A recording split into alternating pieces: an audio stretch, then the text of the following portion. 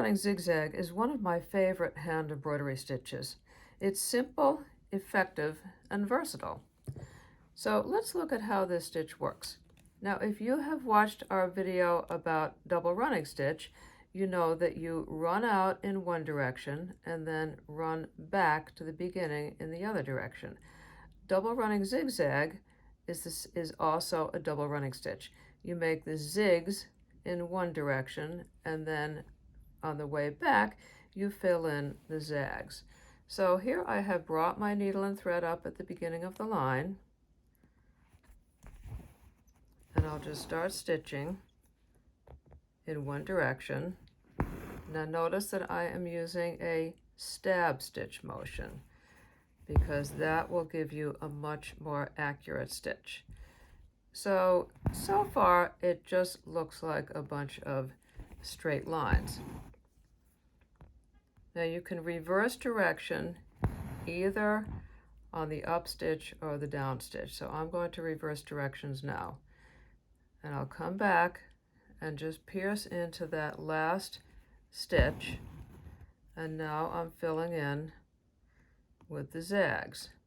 You do have to be careful when you're coming back up. You want to go right into the end of that stitch, otherwise you will have a little gap. That isn't going to look good. So I'll come back up here, piercing right into the end of that stitch, and back here. So now you have a nice zigzag shape. I don't usually mark zigzag. I never mark the individual zigzags, but what I do sometimes is fill in a shape.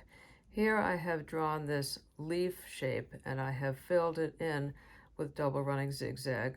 So notice that you can adjust the width and the height of the zigzags to fit the shape. Here I have drawn two parallel lines and then just filled in the zigzags in between them. In this case, I have just marked the beginning and the end of the line, and then I have filled in a little zigzag shape. Now, I use double running zigzag to fill in shapes. Here I have used it to decorate this tulip petal.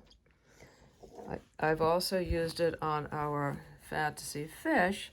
I've used it to fill in these fish fins, and you can see how I've varied the size of the double running zigzag. I have varied the height and just adapted the stitch to fill in the shape.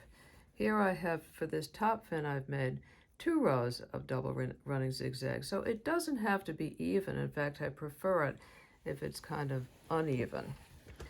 For this fish, I have used double running zigzag it makes a nice decoration around the eye. I think that's quite effective.